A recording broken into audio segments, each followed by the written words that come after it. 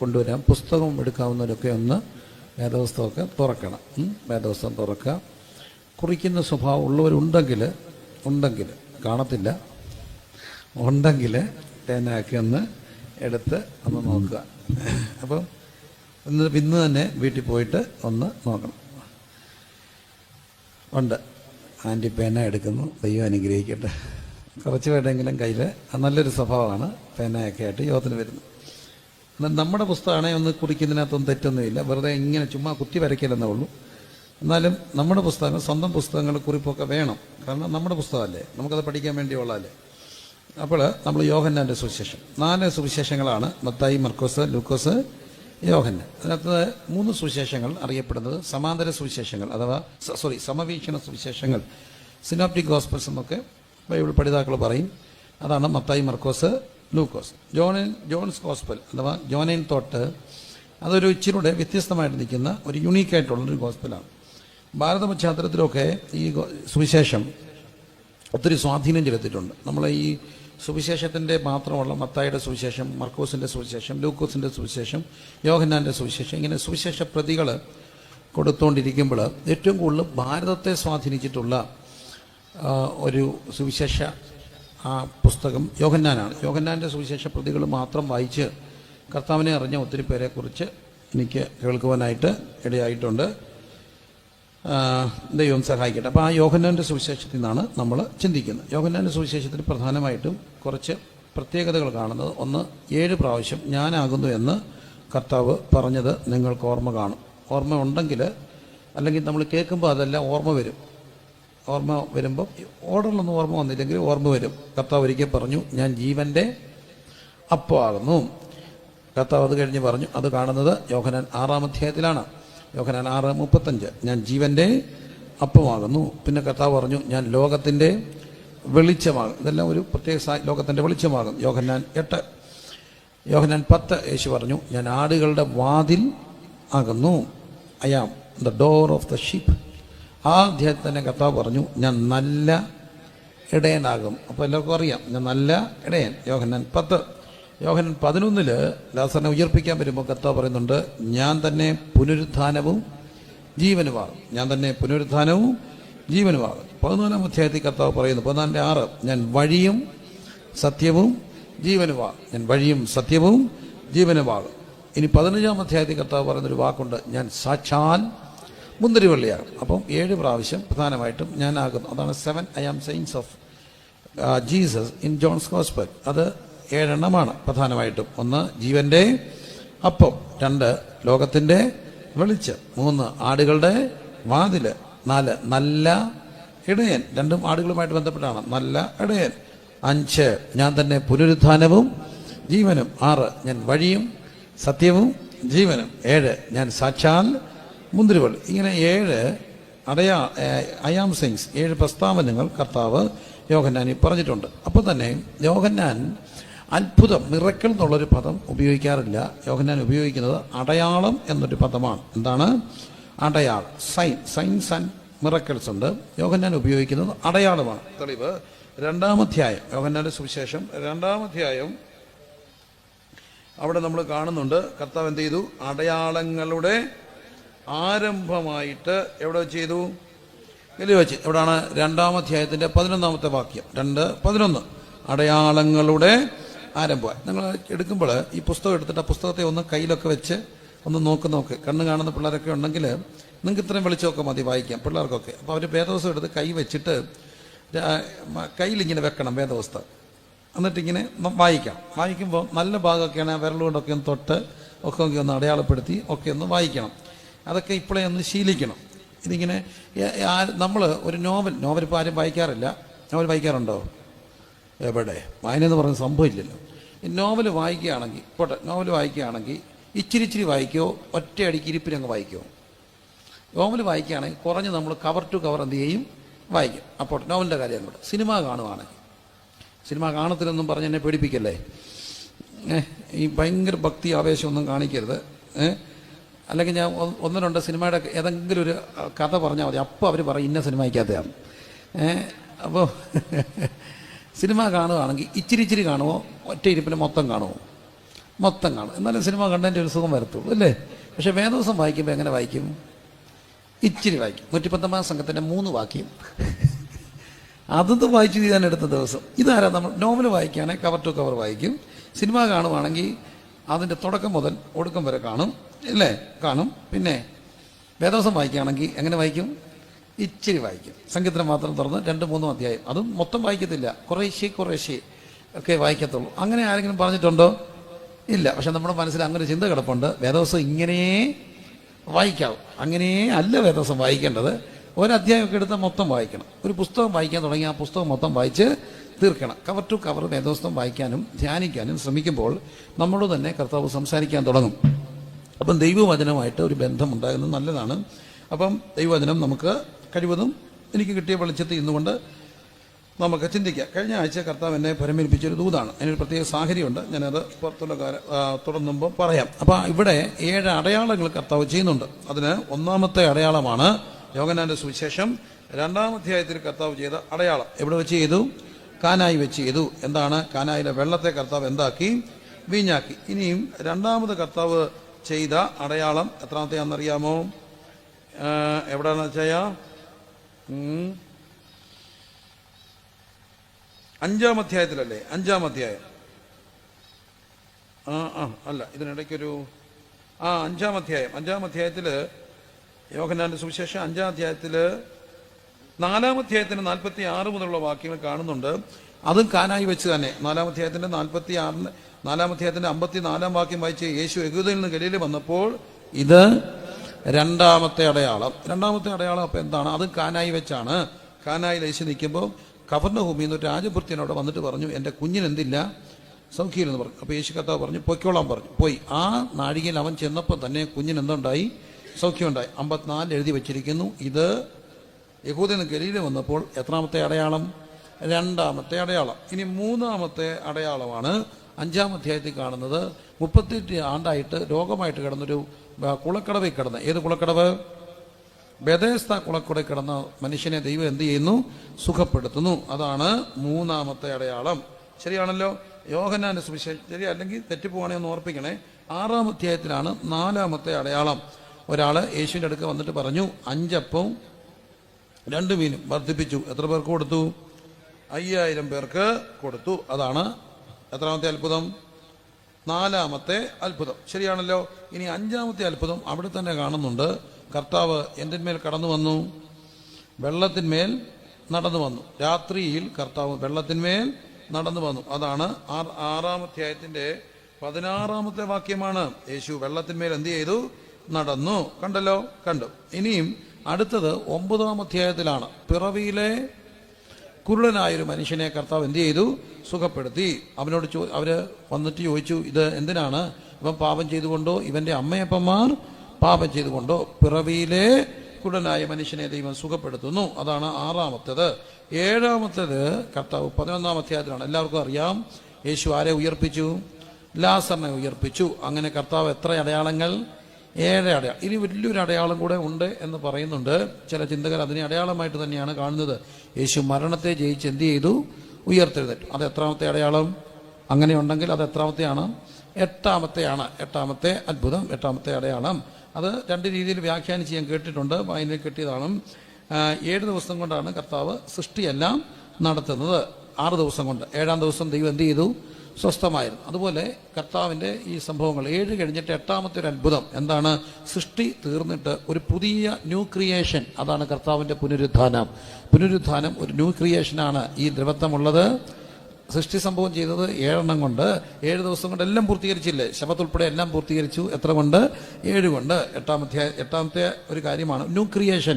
കർത്താവ് മരണത്തെ ജയിച്ച് എന്ത് ചെയ്തു? ഉയർത്തെഴുന്നേറ്റു. അപ്പോൾ ഇന്ന് രാത്രി 7 അടയാളങ്ങൾ കർത്താവ് യോഹന്നാനിൽ ചെയ്തത് മറക്കരുത്. ഒന്നുകൂടെ പറഞ്ഞ്, 1ാമത്തേത് കാനാവിൽ വന്നു. 2ാമത്തേത് രാജഭൃത്യന്റെ മകനെ സുഖപ്പെടുത്തി. 3ാമത്തേത് 38 ആണ്ട് രോഗം കിടന്ന മനുഷ്യനെ സൗഖ്യമാക്കി. 4ാമത്തേത് 5 അപ്പം കൊണ്ട് 5000 പോഷിപ്പിച്ചു. 5ാമത്തേത് വെള്ളത്തിന്മീതെ നടന്നു. 6ാമത്തേത് പിറവിയിലെ കുരുടനായ മനുഷ്യനെ സുഖപ്പെടുത്തി. 7ാമത്തേത് ലാസറിനെ ഉയർപ്പിച്ചു. ഇനി ഒന്നുകൂടെ നമുക്ക് കൂട്ടാം. യേശു മരണത്തെ ജയിച്ച് ഉയർത്തെഴുന്നേറ്റു. അതും യോഹന്നാനി നമ്മൾ കാണുന്നുണ്ട്. അപ്പോൾ അങ്ങനെ അടയാളങ്ങൾ, ഈ അടയാളങ്ങൾ പ്രധാനമായി ഏഴ് അടയാളങ്ങളെ നമുക്കൊന്ന് ധ്യാനിക്കാം. അടയാളം എന്ന് പറയുമ്പോൾ എന്താണ്? നമ്മൾ ഈ റോഡേ പോകുന്നു, അങ്ങോട്ട് പോകുമ്പോൾ ഒരു വളവ് പോലെ അല്ലെങ്കിൽ ഒരു പെട്ടെന്ന് റോഡ് വരുന്നു, നമ്മൾക്കൊരു സൈൻ കാണുന്നു, ഇങ്ങനെ വന്നിട്ട് ഒരു ഇടുങ്ങിയ ലൈൻ ഇങ്ങനെ, അതിൻ്റെ അർത്ഥം റോഡ് മുമ്പിൽ എന്ത് ചെയ്യാൻ പോവുകയാണ്? ഇടുങ്ങാൻ പോവുകയാണ്. ഒരു ഹമ്പിൻ്റെ പടം കാണുന്നു, അതിൻ്റെ അർത്ഥം മുമ്പിൽ എന്തുണ്ട്? ഹമ്പുണ്ട്. വലിയൊരു വളവ് ഇങ്ങനെ എസ് പോലെ കാണുന്നു, അതിൻ്റെ മുമ്പിൽ എന്തുണ്ട്? ഒരു വലിയ എസ് വളവുണ്ട്. അപ്പോൾ അടയാളം വരാൻ പോകുന്ന എന്തിനെയോ കാണിക്കാൻ വേണ്ടിയാണ് എന്ത് കാണിക്കുന്നത്? അടയാളം കാണിക്കുക. അപ്പോൾ ഇതാണ് സയൻസ് ആൻഡ് വണ്ടേഴ്സ്. ഇത് സൈനാണ്. എന്താണ്? നമുക്ക് കർത്താവ് കുറേ കാര്യങ്ങൾ ഇതിൻ്റെ കൂടെ പറഞ്ഞു തരാനുണ്ട്. എന്താണ് പറഞ്ഞു തരാനുള്ളത്? ശ്രദ്ധിക്കാം. കർത്താവ് 3-ാം നാൾ എവിടെ വന്നു? ഗലീലയിലെ കാനാവിൽ വന്നു. 3-ാം നാൾ ഒരു പ്രതീക്ഷയുടെ ദിവസമാണ്. നമുക്കറിയാം, ഈ പ്രതീക്ഷയുടെ ഒരു ദിവസമായിട്ടാണ് പൊതുവെ 3-ാം നാളിനെ കാണുന്നത്. കർത്താവ് മരിച്ച് അടക്കപ്പെട്ട് ഉറക്കെ പറഞ്ഞ് എത്രാം ദിവസം? 3-ാം ദിവസം. എല്ലാവരും ശ്രദ്ധിച്ചിരിക്കണം. ഈ മനുഷ്യൻ, എനിക്കിപ്പോൾ ഈ ലൈവ് കാണുന്നവരെ ആരെയും ഞാൻ കാണുന്നില്ല. ഉണ്ടോ? ഇല്ല. കണ്ടേലായി, കണ്ടില്ലേലായി, എന്തെങ്കിലും ആട്ടെ. ദൈവമേ, നിങ്ങൾ ആരെങ്കിലും കാണുകയാണെങ്കിൽ കർത്താവ് നിങ്ങളെ അനുഗ്രഹിക്കും. നിങ്ങൾ ശ്രദ്ധിക്കണേ.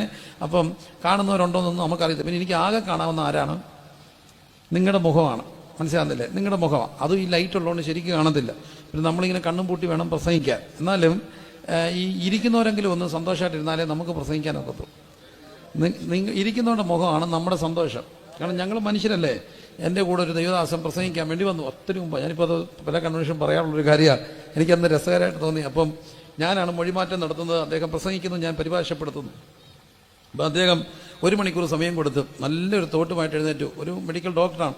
അദ്ദേഹം പ്രസംഗിച്ചുകൊണ്ടിരിക്കുമ്പോൾ പെട്ടെന്ന് ഈ മെസ്സേജ് അങ്ങ് നിർത്തി. 15 മിനിറ്റ് കൊണ്ട് now I am concluding my message. If God allows next time I will continue it. May the good Lord bless you എന്നൊക്കെ പറഞ്ഞ് പുള്ളി അങ്ങിരുന്നു. ഞാൻ ചോദിച്ചോട്ട് താൻ എന്തോ പണിയാൻ കാണിച്ചു? ഇനി സമയം കിടക്കുകയാണ്, എന്തോ ചെയ്യും? ഞാനൊരു പാട്ട് പാടി. എന്തോ പറ്റി? എന്നോട് പറഞ്ഞു, പുറകെ ഒരു അപ്പച്ചൻ ഇരിക്കുന്ന കണ്ടോ? ഞാൻ പറഞ്ഞു, കണ്ടു. നമ്മുടെ അപ്പച്ചനാ. അപ്പച്ചൻ സന്തോഷം കയറിയ ഭയങ്കര സന്തോഷം. അപ്പച്ചൻ സന്തോഷം കൊണ്ട് കൂടിയാൽ അപ്പച്ചൻ പറയും, അങ്ങനെ തന്നെ, യേസ് വരട്ടെ, ഹല്ലേലൂയ. അപ്പോൾ ഈ മനുഷ്യന് തിരിഞ്ഞത്, ഇയാൾ കയറിയപ്പം തൊട്ട് അപ്പച്ചൻ പറയാണ്, അങ്ങനെ തന്നെ പോരട്ടെ. ഈക്ക് തിരിഞ്ഞെന്നറിയാവോ? ഇരിക്കടാ പോടാ. അയാളങ്ങ് നിർത്തി. അപ്പച്ചൻ സത്യത്തിൽ പറഞ്ഞത് പോരട്ടെ, അങ്ങനെയൊക്കെയാ പറഞ്ഞത്. പക്ഷേ പുള്ളിക്ക് തിരിഞ്ഞത് ഇരിക്കടാ പോടാന്നാണ്. എന്ന് പറഞ്ഞ പോലെ ഈ മുമ്പിൽ ഇരിക്കുന്നവരൊക്കെ സന്തോഷമായിട്ടിരുന്നാലേ നമുക്കൊരു നല്ല ചിന്ത വരത്തുള്ളൂ. അതുകൊണ്ടൊന്ന് സന്തോഷമായി ശ്രദ്ധിച്ചു ഇരിക്കുക. അപ്പം ഇത് 3-ാം നാൾ. ഉറക്കെ പറഞ്ഞ് എത്രാം ദിവസം? 3-ാം നാൾ ഗലീലയിലെ കാനാവിൽ എന്തുണ്ടായിരുന്നു? കല്യാണം. 3-ാം നാൾ പ്രതീക്ഷയാണ്. ഇവിടെ ഒരു ഓർഡറുണ്ട്. പിറ്റേന്നാൾ എന്ന് പറയുന്ന ഒരു ഓർഡറുണ്ട്. ആ ഓർഡർ വെച്ച് വരുന്നതിൻ്റെ എത്രാം ദിവസം? 3-ാം ദിവസം. അതാണ് ഈ 2-ാം അധ്യായത്തിലെ 3-ാം ദിവസം. ആ ഓർഡറിൽ വരുന്നതിൻ്റെ 3-ാം ദിവസം. പക്ഷേ 3-ാം ദിവസം പൊതുവെ ഒരു പ്രതീക്ഷയുടെ ദിവസമാണ്. യേശു വെള്ളിയാഴ്ച നമ്മൾ കാണും, യേശുവിനെ അടക്കി. ശനിയാഴ്ച സൈലന്റ് ആണ്. എന്നാൽ ഞായറാഴ്ച പുനരുദ്ധാനത്തിൻ്റെ പ്രതീക്ഷയുടെ ദിവസമാണ്. ഈ കടലുമൊക്കെ ആയിട്ട് ബന്ധപ്പെട്ടൊരു വിശ്വാസമുണ്ട്. കടലിൽ പോയാൽ എത്രാം ദിവസം പൊങ്ങും? 3-ാം ദിവസം. മരിച്ചാണെങ്കിലും ജീവിച്ചാണെങ്കിലും കടക്കര വരും. ആറ്റിപ്പോയാൽ അത് തന്നെയാണ് വരുന്നത്. ഞങ്ങളുടെ ഒരു സഹോദരന് ഈ വെള്ളപ്പൊക്കത്തെ സമയത്ത് പിന്നെ ആറ്റിപ്പോയി. അന്ന് എല്ലാവരും പറഞ്ഞൊരു കാര്യമുണ്ട്, എവിടെ പോയാലും എത്രാം ദിവസം പൊങ്ങും? 3-ാം ദിവസം. 3 പൊങ്ങാഞ്ഞപ്പോൾ ഒരാൾ അപ്പച്ചന്മാർ പറഞ്ഞു, 3 പൊങ്ങിയില്ലെങ്കിൽ 5 പൊങ്ങുമെന്ന് പറഞ്ഞു. 5 പൊങ്ങാഞ്ഞപ്പം പറഞ്ഞു 7 പൊങ്ങുമെന്ന് പറഞ്ഞു. ഏതായാലും ദൈവം കൃപ ചെയ്ത് ഇതുവരെയും പൊങ്ങിയില്ല. ഭയങ്കര വേദനയാണ്. ഒരു ഡെത്ത് സർട്ടിഫിക്കറ്റ് പോലും കിട്ടത്തില്ല. കിട്ടുമോ? മാൻ മിസ്സിംഗ് ആയതുകൊണ്ട് 7 വർഷം കഴിഞ്ഞ് ഡെത്ത് സർട്ടിഫിക്കറ്റ് കിട്ടത്തുള്ളൂ. എന്തൊരു ദുരന്തമാണ്. അടക്കി ആ കുടുംബത്തിൻ്റെ മരിച്ചു, അവർക്കൊന്നും വലിയ അടക്കിയില്ലേ. പക്ഷേ പ്രിയരെ, ഇതൊക്കെ വലിയ വേദനകളാണ്. എന്നാലും പൊതുവെ കടലിലൊക്കെ പോകുമ്പോൾ എത്രാം ദിവസം? 3-ാം ദിവസം. അപ്പം 3-ാം ദിവസം എന്നുള്ളൊരു പ്രതീക്ഷയുടെ ദിവസമാണ്. അപ്പം 3-ാം ദിവസം നമ്മുടെ ദിവസമാണ്. യേശു 3-ാം നാൾ ഗലീല എവിടെ വന്നു? കാനായി വന്നു. ഈ കുടുംബത്തിന് വന്നപ്പോൾ ഒത്തിരി കല്യാണങ്ങൾ അവിടെ നടന്നു കാണും. പക്ഷേ ഈ കുടുംബത്തിലേക്ക് കർത്താവ് വരുമ്പോൾ അവിടെ ഒരു പ്രത്യേകത. അവിടെ ആരെ ക്ഷണിച്ചിരുന്നു? യേശുവിനെ ക്ഷണിച്ചു. ഈ വീടിൻ്റെ പ്രത്യേകത, ആരെ ക്ഷണിച്ച വീട്? യേശുവിനെ ക്ഷണിച്ച വീട്.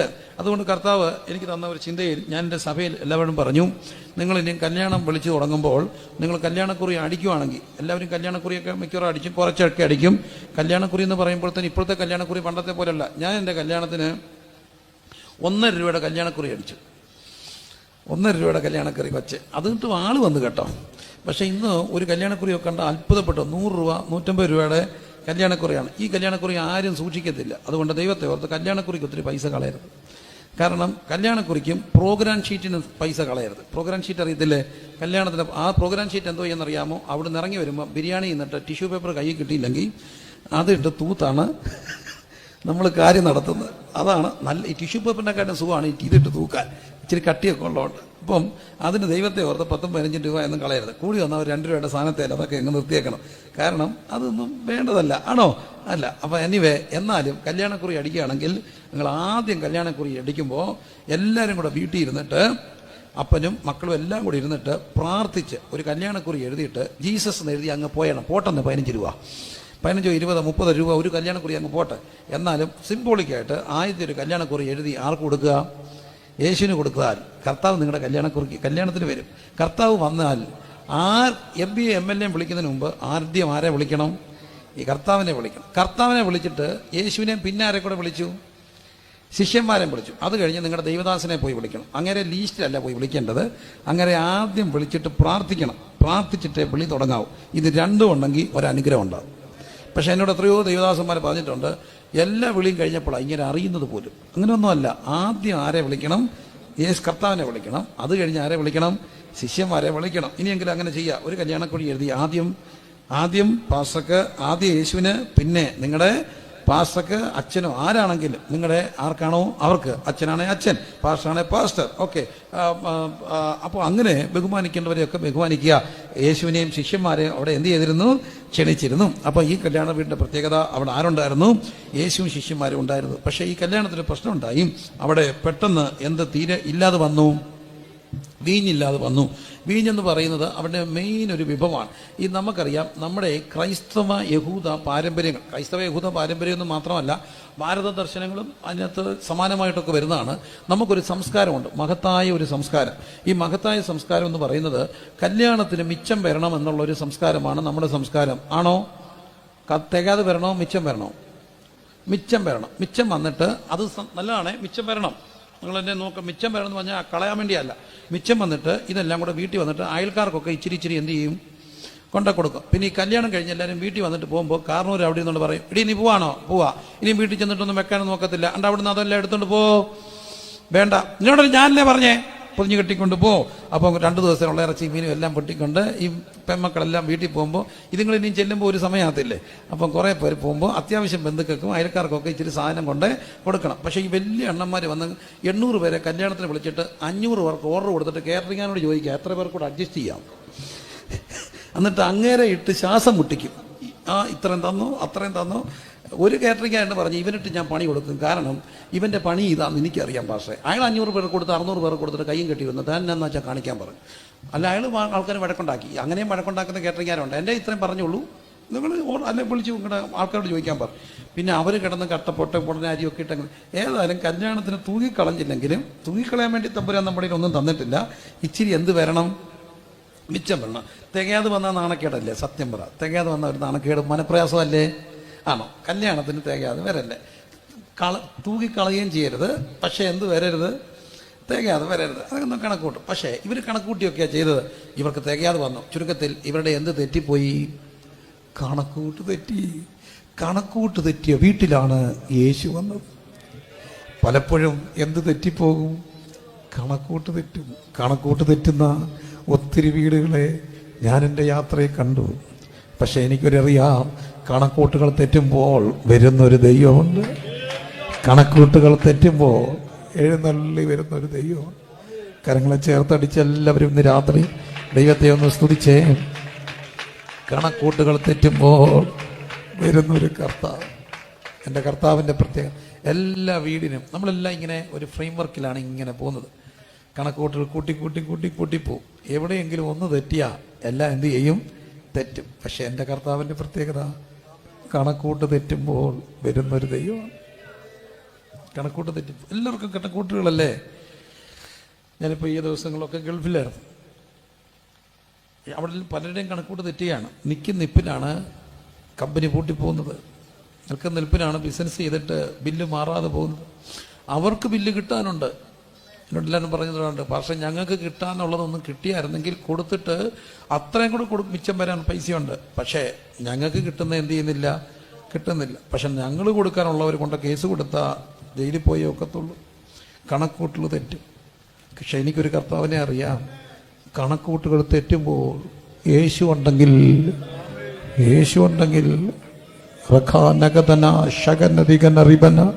ഹുഡബന ശബന ഹദന റിഗ ദഗന റിഗനെ ഷഗനെ റഖൽ ഖഡഗന ഹദന റിബന. ഒത്തിരി കണക്കുകളാണ് മനുഷ്യൻ. 3 പെൺപിള്ളേർ ആർക്കെങ്കിലും ഉണ്ട് എന്നോട് പൊറുക്കണേ. ഒരു ഉദാഹരണം അങ്ങ് പറഞ്ഞെന്ന് കാണുന്നുണ്ടൊക്കെ പറഞ്ഞു. 3 പെൺപിള്ളേർ. മൂത്തനെ നേഴ്സിങ്ങിന് വിട്ടു. അപ്പോൾ ഇളയത് മാട്ടിച്ചിരി ഗ്യാപ്പുണ്ട്. അപ്പം അച്ഛൻ്റെ കണക്കൂട്ടുണ്ട്. മൂത്തനെ പഠിപ്പിച്ചിട്ട് അവൾക്ക് ജോലിയാകുമ്പം അവൾ ആരെ കൂടെ പഠിപ്പിക്കും? ഇളയത്തെങ്ങനെ പഠിപ്പിച്ച്. മൂത്തനെ പഠിപ്പിച്ച് അവൾക്കൊരു കല്യാണമൊക്കെ വരുന്നു മിടുക്കി വെച്ച്. പക്ഷെ കല്യാണമായപ്പോൾ അവൾ പറഞ്ഞു എനിക്ക് കല്യാണം വേണ്ടാന്ന്. അതെന്നാ, ഞാൻ കുറച്ച് നാളുടെ ജോലി ചെയ്ത് അച്ഛനെ കെട്ടിച്ചോളാം, അച്ഛനെ സഹായിക്കണം. അച്ഛൻ പറഞ്ഞു എന്നെ സഹായിക്കണ്ട, നീ ഞാൻ കെട്ടിയാൽ മതി. കല്യാണം മുറിയപ്പോൾ അവൾ പറയുന്നത് എനിക്ക് കല്യാണം വേണ്ട, കാരണം ഞാൻ ഒരാളുമായിട്ട് സ്നേഹത്തിലാണ് നിൽക്കുന്ന. ഇപ്പം ഈ എല്ലാ പ്രതീക്ഷയും പോയിട്ട് എന്ത് കട്ടപ്പെട്ട ഇതിനെയൊക്കെ പഠിപ്പിക്കുന്നത്, എന്ത് കട്ടപ്പെട്ട. കൂടുതൽ ചോദ്യം ചോദിച്ചാൽ അവളൊരു ചോദ്യം ചോദിക്കും, എന്നെ നിങ്ങൾ സ്നേഹിച്ചിട്ടുണ്ടോ? പിന്നീട് രാവിലെ ഇതിനെല്ലാം ഇഡലിയും വെച്ച് കൊടുത്ത് ഇത് ചോദിക്കുമ്പോൾ ഉടുപ്പും കൊടുത്ത് ഇല്ല കടവും മേടിച്ച് ഇതൊന്നും അറിയിക്കാതെ ഇതിനെയൊക്കെ വളർത്തിയത് സ്നേഹം ഉണ്ടെങ്കിൽ പിന്നെ അതിൻ്റെ പേരെന്താ? സ്നേഹിച്ചിട്ടുണ്ടോ? അമ്മയ്ക്കറിയാം. അപ്പോൾ അമ്മ എന്ത് ചെയ്യും? അച്ഛനറിയാവുന്നൊരു വഴിയുണ്ട്. ആഹാ അങ്ങനെയോ, ഞാൻ ജീവിച്ചിരിക്കുമ്പോൾ നടക്കത്തില്ല, വെട്ടി കീറി കൊന്നുകളയും, വാക്കത്തിയൊക്കെ എടുത്തോണ്ടെങ്കിൽ വരും.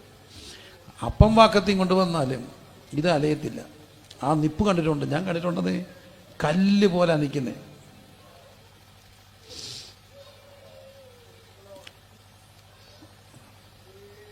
കല്ല് പോലാണ് നിൽക്കുന്നത്, കല്ല് പോലെ നിൽക്കുകയാണ്.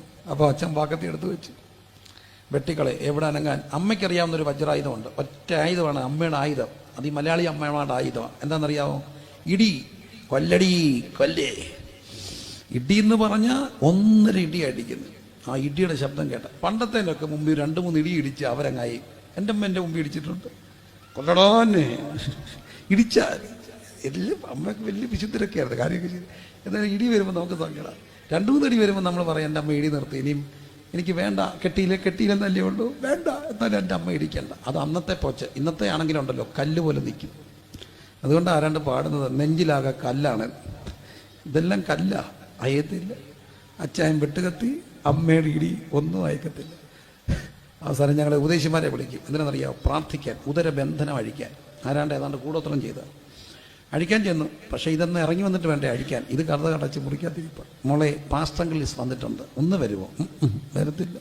കുറേ നേരം നിന്നിട്ട് പുറത്ത് നിന്ന് പ്രാർത്ഥിച്ചിട്ട് ഒറ്റയടിക്ക് കണക്കൂട്ടുകളെല്ലാം തെറ്റിപ്പോയി. പക്ഷെ എനിക്കൊരു കർത്താവിനെ അറിയാം. ഇങ്ങനെ തെറ്റിയെടുത്തും ആരും അറിയാതെ പരിഹരിക്കാൻ കഴിയുന്നൊരു ദൈവം. ഈ ദൈവത്തിൻ്റെ പേര് യേശു.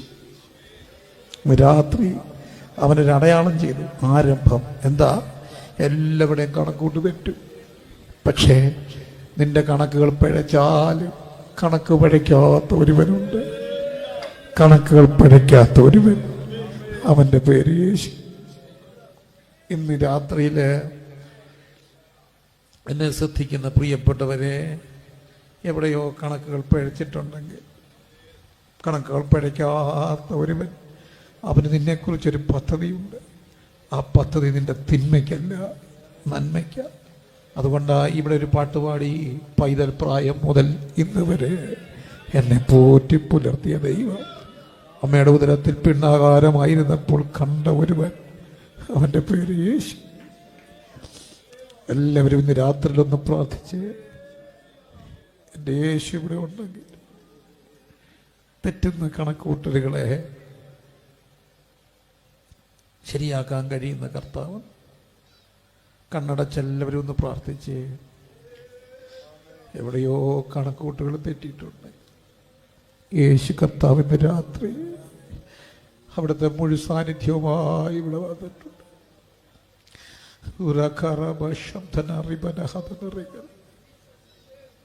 കുഞ്ഞുങ്ങളെ കുറിച്ചുള്ള കണക്കൂട്ടുകൾ തെറ്റുന്നു, കുടുംബത്തെക്കുറിച്ചുള്ള കണക്കൂട്ടുകൾ തെറ്റുന്നു, ആരോഗ്യത്തെക്കുറിച്ചുള്ള കണക്കൂട്ടുകൾ തെറ്റും, ആയുസിനെ കുറിച്ചുള്ള കണക്കൂട്ടുകൾ തെറ്റും, ബിസിനസ്സിനെ കുറിച്ചുള്ള കണക്കൂട്ടുകൾ തെറ്റുന്നു. പക്ഷെ പിഴയ്ക്കാത്ത കണക്കുകളുമായി ഒരുവനുണ്ട്. അവൻ വീട്ടിലുണ്ടെങ്കിൽ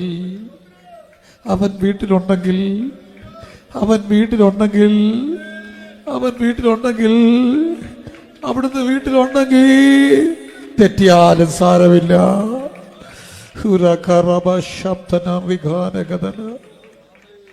പ്രാർത്ഥിച്ച യാത്രകൾ തുറന്ന് സ്തുതിച്ചേ. അടുത്തിരിക്കുന്ന 2-3 പേരെങ്കിലും നിങ്ങളുടെ ശബ്ദങ്ങൾ കേൾക്കാവുന്നത് പോലെ ഇന്ന് രാത്രി ശബ്ദമുയർത്തി സ്തുതിച്ചേ. ആള് കുറവായതിൽ ഭാരപ്പെടണ്ട, മഴ പെയ്തതിൽ ഭാരപ്പെടണ്ട, ആളുകൾ വരാഞ്ഞതിൽ ബുദ്ധിമുട്ടണ്ട.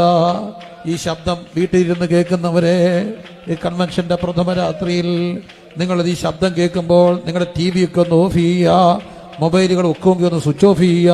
ഇന്ന് രാത്രി ഈ ശബ്ദത്തിന് നേരെ ചുറ്റുപാടുകളെ നിങ്ങളുടെ ജനലുകളൊന്ന് തുറന്നിടുക, അടച്ചിടല്ലേ. നിന്റെ വീട്ടിലേക്ക് ഈ വചനം വരികയാണ്.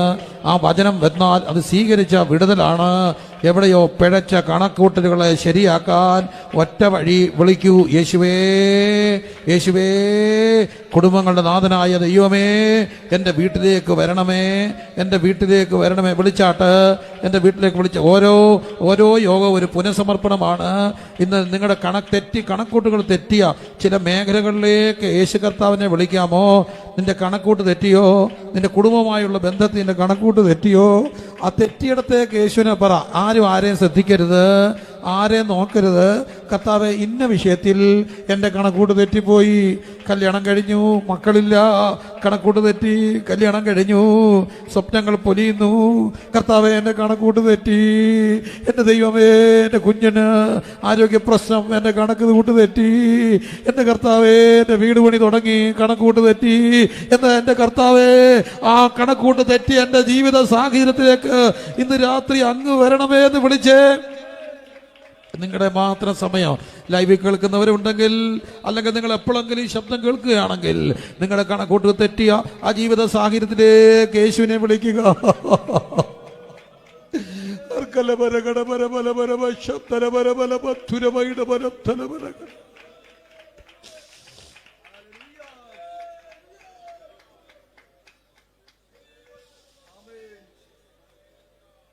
ഞാനങ്ങനെ ചില പ്രത്യേക സാഹചര്യങ്ങളിലേക്ക്, എവിടെയൊക്കെയോ തെറ്റിപ്പോയ ചില മേഖലകളിലേക്ക്, കർത്താവെ, മനസ്സുകൊണ്ട് ഭാരപ്പെടുന്ന ചില മേഖലകളിലേക്ക് യേശുവിനെ നിങ്ങൾ ക്ഷണിക്കുമ്പോൾ, എൻ്റെയും കണക്കൂട്ടുകൾ പലതും തെറ്റിയവനാണ്, തെറ്റിപ്പോയിട്ടുണ്ട്, ഇന്നും തെറ്റിയിട്ടുണ്ട്. പക്ഷെ എനിക്കൊന്നറിയാം, യേശുണ്ടല്ലോ. എന്നാൽ തെറ്റിയ സാഹചര്യത്തിലേക്ക് യേശുവിനെ വിളിച്ചാൽ അവിടേക്ക് അവനിപ്പോൾ അവിടുന്ന് ഇറങ്ങി വരും. കർത്താവ്, ഇന്ന സാഹചര്യത്തിൽ എൻ്റെ കണക്കൂട്ടുകൾ പിഴച്ചു പോയി, പക്ഷെ പിഴച്ചിട്ടില്ലല്ലോ അങ്ങയുടേത്. അങ്ങനെ പ്രാർത്ഥിക്കാൻ താല്പര്യമുള്ളവർ കരം ഇന്ന് ഉയർത്തിക്കുകയും എന്നിട്ട് പ്രാർത്ഥിക്കുക. നിങ്ങളുടെ മാത്രം സമയം. ആരെ നോക്കരുത്, ആരെയും നോക്കാതെ കരം ഉയർത്തിയിട്ട് പ്രാർത്ഥിച്ച്, കർത്താവ്, ഇന്ന സാഹചര്യത്തിലേക്ക് എൻ്റെ ദൈവം വരണമേ. നിങ്ങളുടെ വീടിൻ്റെ എന്ത് പ്രശ്നമാണ്? കുഞ്ഞുമക്കളെ പഠനമാണോ? രാത്രി കർത്താവ് ചിലരുടെ ജീവിതത്തിൽ വ്യക്തിപരമായി തൊടുകയാണ്. കണ്ണീരെല്ലാം തുടയ്ക്കും, കൺമണി പോലെ കാക്കും. കണ്ണീരെല്ലാം കൺമണി പോലെ കാക്കും. കാർമേഘം പോലെ കഷ്ടങ്ങൾ വന്നാലും നിന്നെ കാത്തിടും. കാർമേഘം പോലെ കഷ്ടങ്ങൾ വന്നാലും കനിവോടെ നിന്നെ കാത്തിടും. യേശു വിളിക്കും. യേശു നമ്മളെ ഇന്ന് വിളിക്കുക. നിന്റെ കണക്ക് തെറ്റിയെല്ലാം പിഴച്ച കണക്കൂട്ടലുമായിട്ട് നീങ്ങുമ്പോ കരങ്ങൾ നീട്ടി യേശു വിളിക്കുന്നു. സ്നേഹമുടെ തൻ കരങ്ങൾ നീട്ടി യേശു വിളിക്കുന്നു. സ്നേഹമുടെ തൻ കരങ്ങൾ നീട്ടി യേശു കണ്ണീരെല്ലാം തുടയ്ക്കും. കൺമണി പോലെ കാക്കും, കണ്ണീരെല്ലാം തുടയ്ക്കും. കൺമണി പോലെ കാക്കും,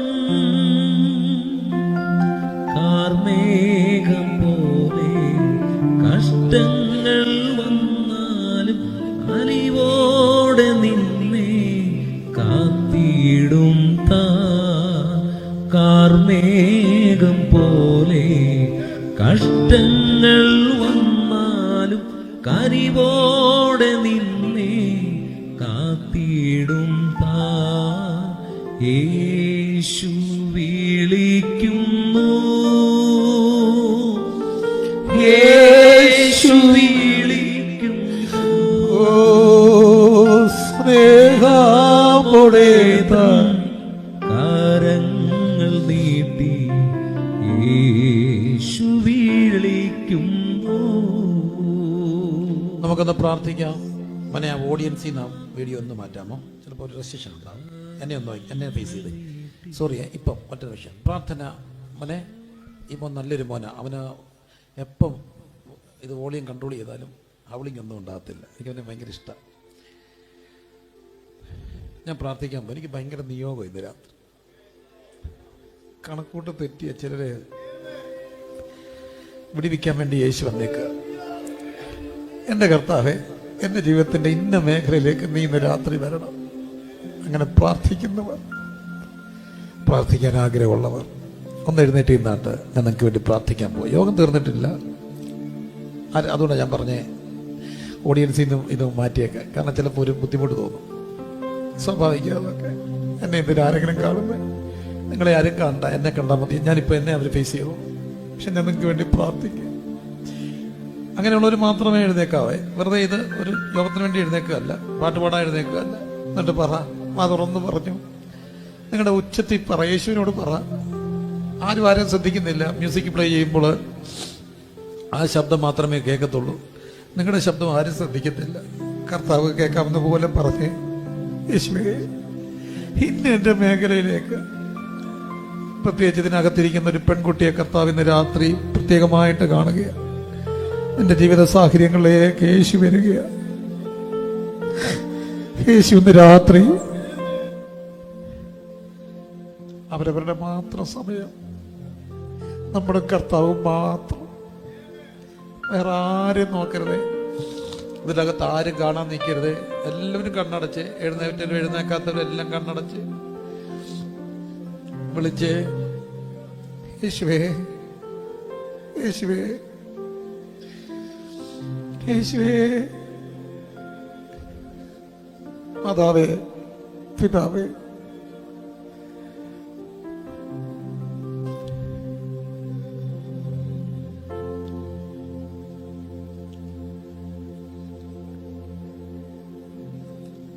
പറഞ്ഞേ, പറ. കർത്താവിനോട് പറഞ്ഞു. കർത്താവ് ഇവിടെ വന്നിട്ടുണ്ട്. എത്രയോ ദിവസമായിട്ട് ഈ കൺവെൻഷന് വേണ്ടി ഇവർ പ്രാർത്ഥിക്കുക. യേശു ഇന്ന് രാത്രി ഇവിടെ വന്നിട്ടുണ്ട്. സുഖപ്പെടുത്തുന്ന കർത്താവ്.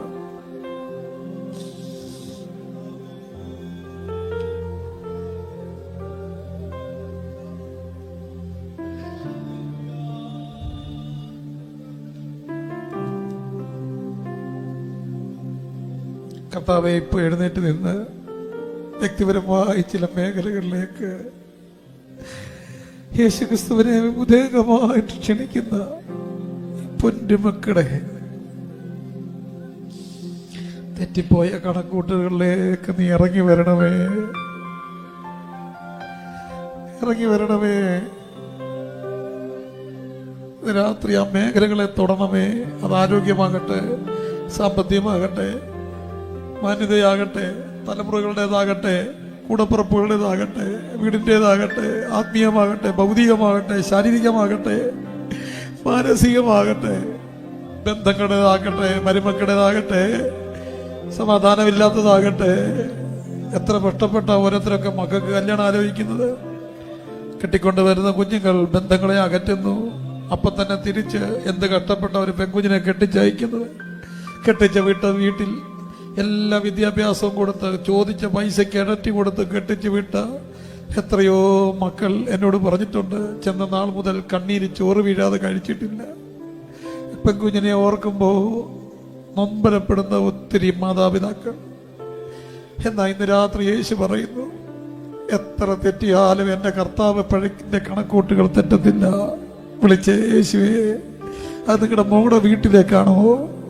കർത്താവെ, എന്റെ കുഞ്ഞിനെ കെട്ടിച്ചു വിട്ടു, ആ വീട്ടിൽ പ്രയാസങ്ങൾ, അവിടേക്ക് ഇന്ന് രാത്രി യേശു വരണമേ. എന്റെ മോന്റെ കുടുംബജീവിതത്തിലേക്ക് യേശു വരണമേ. ഞങ്ങളുടെ വീട്ടിലെ അസമാധാനത്തിലേക്ക് യേശു കർത്താവെ അങ്ങ് വരണമേ. യേശുവിന്റെ നാമത്തിൽ ഇന്ന് രാത്രി ഈ സമയത്തൊരു വലിയ വിടുതൽ നടക്കുകയാണ്. കർത്താവെ, അങ്ങ് അങ്ങനെ ചെയ്യുന്നതിനായി സ്തോത്രം. അങ്ങേ ക്ഷണിക്കുന്ന അങ്ങയുടെ മക്കളുടെ ജീവിതത്തിലേക്ക് അങ്ങയുടെ കൃപ വ്യാപരിക്കണമേ.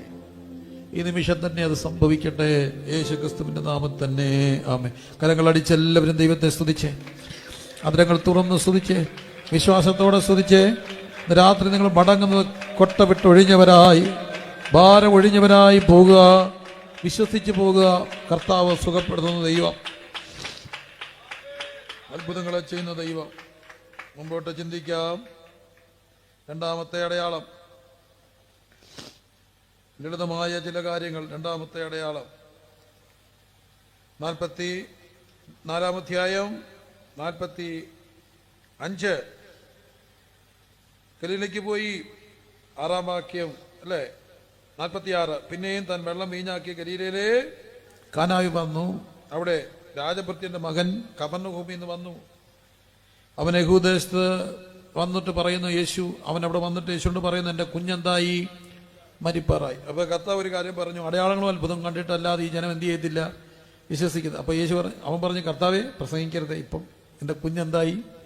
മരിക്കാറായി, നീ എൻ്റെ കൂടെ വരണം. പക്ഷെ യേശു അവനോട് പറഞ്ഞു, നീ പൊയ്ക്കോ, നീ പൊക്കോ, നീ പോയി. അവൻ പോകുമ്പോൾ രാജഭൃത്യന്റെ ഒരു ദാസം വരുന്നു. അവനോർത്ത് മരിച്ചു കാണും. പക്ഷെ ഭൃത്യം വന്നിട്ട് പറഞ്ഞു, നിന്റെ കുഞ്ഞെന്തായി? സുഖമായി. എപ്പോൾ സുഖമായെന്ന് ചോദിച്ചാൽ പറഞ്ഞു, ആ പറഞ്ഞ മണിക്ക്, ഇന്നലെ 7 മണിക്ക് പനി വിട്ടുമാറി. 7 മണി എന്ന് പറയുന്നത് യഹൂദന്റെ 7 മണി. നമ്മുടെ എത്ര മണിയായിരിക്കും? 1 മണി. അതായത് 6 മണി തൊട്ടാണ് യഹൂദന്റെ കലണ്ടർ തുടങ്ങുക. 7, 8, 9. യേശുവിനെ ക്രൂശിക്കാൻ കൊണ്ടുപോയ സമയം 3-ാം മണി നേരം, 6-ാം മണി നേരം, 9-ാം മണി നേരം. അപ്പൊ 7 മണി 1 മണിയാണ് നമ്മുടെ 1 മണി. ആ 1 മണിക്കാണ് യേശു പറഞ്ഞത്, പൊക്കോ, നിന്റെ കുഞ്ഞിനെ സുഖപ്പെടുത്ത്. ആ സമയത്ത് കുഞ്ഞിനെന്തായി? സുഖമായി. അപ്പം ഞാൻ ഗൂഗിൾ എടുത്തിട്ട് എൻ്റെ ഒരു സാഹചര്യം, ഞാൻ കഴിഞ്ഞ ശനിയാഴ്ച രാത്രി ശനിയാഴ്ച എനിക്ക് വല്ലാത്തൊരു പ്രയാസം. എനിക്ക് പിറ്റേ ദിവസം പുറത്ത് പോകണം. അപ്പം എൻ്റെ പെങ്ങള്, ഞാൻ വീട് റാന്നിയിലാണ്, എൻ്റെ പെങ്ങള് ഡയാലിസിസ് ആണ്. അവൾക്കൊരു പെട്ടെന്നൊരു ചെറിയ ഈ കാൽസിഫിക്കേഷൻ്റെ ഒരു പ്രയാസം ഉണ്ട്, ഈ വല്ലാതെ പൊരിയുന്ന വേദന. തിരുവനന്തപുരത്ത് കൊണ്ടുപോകണം. അപ്പം ഞാനൊരു സഹോദരനേ ഉള്ളൂ, എനിക്ക് പോവുകയും വേണം. വല്ലാത്ത വിഷമം, എന്തോ ചെയ്യണമെന്ന് അറിയത്തില്ല. അതിവേദന കൊണ്ട് പെടയാണ്, എടുക്കാനും പിടിക്കാനും ഒക്കെ. ഒരു കുഞ്ഞ് മാത്രമേ ഉള്ളൂ. അപ്പോൾ ഞാൻ രാത്രി ഉറക്കം വന്നില്ല. ഞാൻ രാത്രി ഇറങ്ങിയിരുന്ന് കരയാൻ തുടങ്ങി. അപ്പോൾ കറണ്ടും പോയി, എന്നെ ഉറുമ്പും കടിച്ചു. സുഖമായില്ലേ? കറണ്ട് പോയി ഉറുമ്പ് കടിക്കുകയും ചെയ്യുമ്പോൾ ഒന്നിനെയും പഴിക്കരുത്, അപ്പോൾ എഴുന്നേറ്റ് വേണം പ്രാർത്ഥിക്കാൻ. അപ്പം കറണ്ട് വരും. കറണ്ടൊക്കെ പോയാൽ നമ്മുടെ ചിന്ത ഉറക്കം പോയെന്നാ. അപ്പോൾ സ്തോത്രം ചെയ്യണം. ഉറങ്ങാൻ ഒത്തില്ല, ഇരുന്ന് എന്ത് ചെയ്യണം? പ്രാർത്ഥിക്കണം. അപ്പോൾ ഈ കറണ്ട് വരും. കാരണം കർത്താവിനറിയാം, കറണ്ട് പോക്കിയാൽ നിന്റെ ഉറക്കം കെടുത്തിയാൽ അവന് പണി കിട്ടുമെന്ന് പിശാനറിയാവുന്നതുകൊണ്ട് പിശാൻ നിന്റെ ഒരിക്കലും കറണ്ട് കളയത്തില്ല. എന്നാൽ കറണ്ട് പോയാൽ ചൂടാവും. ചൂടാകുമ്പോൾ എന്ത് ചെയ്യും? എഴുന്നേൽക്കുമ്പോൾ ചുമ്മാ തെക്കും പടക്കം നടക്കാതെ ഇരുന്ന് എന്ത് ചെയ്യണം? പ്രാർത്ഥിക്കണം. സ്തോത്രം. അപ്പോൾ ഞാനിരുന്ന് പ്രാർത്ഥിക്കാം. അപ്പോൾ ഞാൻ എൻ്റെ നെറ്റിലൊന്ന് സെർച്ച് ചെയ്ത് നോക്കി, കാനായിൽ നിന്ന് കഫർനഹൂം വരെ ദൂരം എത്ര ഉണ്ട്. അപ്പോൾ എനിക്ക് കിട്ടി 26.7 കിലോമീറ്ററിന് ദൂരം കിട്ടി. അപ്പോൾ ഞാൻ സ്ഥിരം പോകുന്നതാണ്. ഏകദേശം അത്രയും കൃത്യം ദൂരമാണ് എൻ്റെ വീട്ടിൽ നിന്ന് എൻ്റെ പെങ്ങളുടെ വീട് വരെയുള്ള ദൂരം. 26.7 ദൂരം, ഏതാണ്ട് 27 കിലോമീറ്റർ താഴെയാണ് എൻ്റെ പെങ്ങളുടെ വീട്. അപ്പോൾ എനിക്കൊരു കാര്യം മനസ്സിലായത്, കർത്താവിന് എന്നോടുള്ള ദൂത. പിറ്റേ ദിവസം ഞായറാഴ്ച ഈ വചനം പ്രസംഗിച്ചിട്ട് 1 മണി. അപ്പം കണ്ണുടച്ചങ്ങ് ബൈബിളിനെ വിശ്വസിക്കുക. 7 മണി എന്ന് പറയുന്നത് നമ്മുടെ എത്ര മണി? 1 മണി. അപ്പോൾ 1 മണി ആയപ്പോൾ ഞാൻ എൻ്റെ പ്രിയപ്പെട്ടവർ പറഞ്ഞു, ഞാൻ ആരും പോകരുത്, ഞങ്ങളുടെ ഒരു 12:45 പോകുന്നവരുണ്ട്. ഞാൻ പറഞ്ഞു, ഇന്ന് ആരും പോകല്ല, 1 മണിക്കേ പോകാം. 1 മണിക്കേ ഞാൻ പ്രാർത്ഥിക്കത്തുള്ളൂ, 1 മണിക്ക് മുമ്പ് ഞാൻ പ്രാർത്ഥിക്കത്തില്ല. ഒരച്ഛൻ 1 മണിക്ക് മുമ്പ് എറണാകുളത്ത് പോകാൻ വേണ്ടി ഇറങ്ങിപ്പോയി. പുള്ളി പിന്നെ സാക്ഷ്യം പറഞ്ഞു, പുള്ളിക്കാരൻ പോയ വഴി കാറ് കേടായി, വഴി കിടന്നു, 6 മണിക്കാണ് പോയെന്ന്. 1 മണിക്ക് കണ്ണു പടച്ചങ്ങ് വിശ്വസിക്കുക ബൈബിളിനെ. അപ്പോൾ 1 മണിക്ക് ഞാൻ എല്ലാവരും പറഞ്ഞ് അങ്ങോട്ട് കൈ നീട്ടി പ്രാർത്ഥിക്കാൻ പറഞ്ഞു. 27 കിലോമീറ്റർ പറഞ്ഞു. പക്ഷേ രോഗം പൂർണ്ണമായിട്ട് മാറിയില്ലെങ്കിലും ഒരു ഭയങ്കര വിടുതലുണ്ടായി. എനിക്ക് സമാധാനത്തോടെ പോകാനും. എനിക്കൊരു കർത്താവിനെ അറിയാം. ഇവിടെ നിന്നുകൊണ്ട് പ്രാർത്ഥിച്ചാൽ അങ്ങ് ദൂരെ കേൾക്കുന്നൊരു ദൈവം. നമ്മുടെ കർത്താവിന് എന്തിൻ്റെ മേൽ അധികാരമുണ്ട്? ദൂരങ്ങളിൽ അധികാരമുണ്ട്. ഇന്ന് ഇവിടെ ഇരുന്നുകൊണ്ട് പ്രാർത്ഥിക്കുമ്പോൾ ദൂരത്തിൽ ഇരിക്കുന്നവരെ ആ നിമിഷം വിടിവിക്കാൻ കഴിയുന്ന, അന്ന് ടെലിഫോണില്ല, ഉണ്ടോ? ഇല്ല. നമ്മളിപ്പോൾ ഒരാളോട് ഹലോ എന്ന് പറഞ്ഞാൽ ആ നിമിഷം ഹലോ എവിടെ വേണമെങ്കിലും കേൾക്കും. അത് അമേരിക്ക കേൾക്കും, ഓസ്ട്രേലിയ കേൾക്കും. പക്ഷെ അന്ന് ഇൻ്റർനെറ്റ് ഇല്ല, അന്ന് റഡാറില്ല. പക്ഷേ നിന്റെ കുഞ്ഞിനെ സുഖപ്പെടുത്തുന്നുള്ള ശബ്ദ തരംഗം കിലോമീറ്ററുകൾക്ക് അപ്പുറത്തേക്ക് ചെല്ലുമ്പോൾ എൻ്റെ ദൈവത്തിൻ്റെ ഒരു പ്രത്യേകത എന്താ അവിടെ പഠിപ്പിക്കുന്നത്? നീ ഇവിടെ നിന്നോട് പ്രാർത്ഥിച്ചാൽ ദൂരത്തിരിക്കുന്ന നിന്റെ കുഞ്ഞിനെ സുഖപ്പെടുത്താൻ കഴിയുന്ന ദൈവമുണ്ട്. ദൂരത്തിരിക്കുന്ന നിന്റെ പ്രിയപ്പെട്ടവരെ സൗഖ്യമാക്കാൻ, ബലപ്പെടുത്താൻ, വിടിവിക്കാൻ കഴിയുന്ന ദൈവമുണ്ട്. കർത്താവിന് ദൂരങ്ങളിൽ പ്രവർത്തിക്കാൻ കഴിയുന്ന ദൈവമാണ്. അതാണ് അടയാളങ്ങളുടെ എത്രാമത്തെ അടയാളം? 2ാമത്തെ അടയാളം. ഉറക്കെ പറഞ്ഞേ, 2ാമത്തെ അടയാളം. ഫലം ഇത്രയുമാണ്. ഇവിടെ നിന്നുകൊണ്ട് പ്രാർത്ഥിച്ചാൽ ദൈവം എവിടെ പ്രവർത്തിക്കും? ദൂരത്തിൽ പ്രവർത്തിക്കും. ദൂരത്തിൽ പ്രവർത്തിക്കും. വലിയ കാര്യമാണോ ഞാൻ പറയുന്നത്? എനിക്കറിയില്ല. പക്ഷെ അടയാളമായത് നമ്മുടെ വിശ്വാസം വർദ്ധിപ്പിക്കാൻ. അപ്പോൾ ഇന്ന് രാത്രി ഇവിടെ നിന്നുകൊണ്ട് നിങ്ങൾ പ്രാർത്ഥിക്കുമ്പോൾ നിങ്ങളുടെ ദൂരെ എവിടെയാണോ അവിടെ ഒരു വിടുതലുണ്ടാകാൻ പ്രാർത്ഥിക്കാം. പ്രാർത്ഥിക്കാൻ തയ്യാറാണോ? കർത്താവെ, ഗൾഫിലാകട്ടെ, അമേരിക്കയിലാകട്ടെ, ബാംഗ്ലൂർ ആകട്ടെ, മൈസൂർ ആകട്ടെ, ഒരു ഇടത്ത് ഞാൻ പ്രാർത്ഥിക്കുകയാണ്. കുഞ്ഞുങ്ങൾക്ക് വേണ്ടി ഞാൻ പ്രാർത്ഥിക്കുന്നു. പക്ഷെ കുഞ്ഞുങ്ങളെല്ലാവരും കരയുകയും പ്രാർത്ഥിക്കുകയും വിടുവിക്കപ്പെടുകയൊക്കെ ചെയ്യുന്നു. യോഗം നീണ്ടുപോയി. 10, 11, 12 മണിയൊക്കെ ആയി. വളരെ കൃത്യമായിട്ട് നിർത്തേണ്ട യോഗം. പക്ഷെ അന്ന് നീണ്ടുപോയി. ഇത്തിരി കരയുന്ന കുഞ്ഞുങ്ങൾ വിടുവിക്കപ്പെടും. യോഗം എല്ലാം കഴിഞ്ഞപ്പോൾ ഒരു മാന്യായ അമ്മ എന്നെ കാത്തവിടെ നിൽക്കുന്നു. ഞാൻ അമ്മയോട് ചോദിച്ചു, എന്നെ അമ്മ, നമ്മുടെ പറഞ്ഞ പാസ്റ്റർ ഒരു രഹസ്യം പറയാനുണ്ട്. ഒരമ്മയുടെ രഹസ്യം. ഇവിടെ നിന്നുള്ള എല്ലാ കുഞ്ഞുങ്ങൾക്കും വേണ്ടി പ്രാർത്ഥിച്ചപ്പോൾ ഞാൻ പുറകിരുന്ന് ചങ്ക് പൊട്ടിക്കരഞ്ഞു. കാരണം എൻ്റെ കുഞ്ഞ് പുറത്ത് പഠിക്കുകയാണ്. എൻ്റെ കുഞ്ഞിനൊരു പ്രേമക്കുരുക്കുണ്ട്. ഞാൻ പലവട്ടം അവളോട് പറഞ്ഞപ്പോൾ വയലൻ്റായി. ഞാൻ ഇവിടുന്ന് പ്രാർത്ഥിച്ചുകൊണ്ടിരുന്നപ്പോൾ എനിക്കൊരു ഫോൺ കോൾ വന്നു. എടുത്തപ്പോൾ എൻ്റെ കുഞ്ഞിനോട് ചോദിച്ചു, അമ്മ എവിടെയാ? ഹോളില്ല. എന്തെടുക്കുക? പ്രാർത്ഥിക്കുക. സമാധാനമായല്ലോ തള്ളേ നിങ്ങൾക്ക് പ്രാർത്ഥിക്കാൻ. പിള്ളേരുടെ ഒരു വാർത്തയില്ലേ, നിങ്ങളിപ്പോഴും നിങ്ങൾക്ക് എന്നെ ആ ചെറുക്കൻ ഇപ്പം എന്നെ ഫോൺ ചെയ്ത് പറഞ്ഞു, ഈ ബന്ധം ഇവിടം കൊണ്ട് അവസാനിപ്പിക്കുകയാണ്. അമ്മ ഇവിടെ നിന്ന് കരഞ്ഞപ്പോൾ അകലെ ഒരു വിടുതലുണ്ട്. എൻ്റെ കർത്താവിന് ദൂരങ്ങളിൽ പ്രവർത്തിക്കാൻ കഴിയും. ഇന്ന് രാത്രി നീ ഇവിടെ നിന്ന് കരയുമ്പോൾ ദൂരെ എവിടെയോ ഒരു വിടുതൽ നടക്കും. വിശ്വസിക്കുന്നുണ്ടോ? അങ്ങനെ പ്രാർത്ഥിക്കണം. എനിക്കിവിടെ കർത്താവേ, അത് നിങ്ങളുടെ കുഞ്ഞുങ്ങളാകട്ടെ, നിങ്ങളുടെ പ്രിയപ്പെട്ടവരാകട്ടെ, നിങ്ങളുടെ തലമുറകളാകട്ടെ, പ്രത്യേകിച്ച് ഈ പ്രിയപ്പെട്ട കുടുംബത്തിൻ്റെ പിതാവ് അങ്ങ് ദൂരെ തിരുവനന്തപുരത്ത് ഹോസ്പിറ്റലിൽ സുഖമില്ലായിരിക്കുക. ഇവിടെ നിന്നുകൊണ്ട് ജനം പ്രാർത്ഥിക്കുമ്പോൾ മെഡിക്കൽ കോളേജിൽ ഒരു വിടുതലുണ്ടാകട്ടെ. അച്ഛൻ കുഞ്ചാൻ അല്ലേ? അച്ഛൻ കുഞ്ചാന് വേണ്ടി പ്രാർത്ഥിക്കാൻ തയ്യാറാണോ? ഒരു നിമിഷം പ്രാർത്ഥിക്കാൻ പോകുക. എല്ലാവരും കരമുയർത്തി. എനിക്ക് ആ ജോസ് ബ്രദറിന്റെ ചങ്കിന്റെ ഭാരം മനസ്സിലായി. ആരോഗ്യക്കുറവ് പ്രശ്നമൊന്നും ഇല്ലാത്തൊരു പിതാവിന് പെട്ടെന്നൊരു പ്രയാസം. അമ്മ ജീവനോടുണ്ട്. ഒരിക്കലും അമ്മയിരിക്കുമ്പം തൻ്റെ മകൻ ക്ഷീണിക്കാൻ പാടില്ല.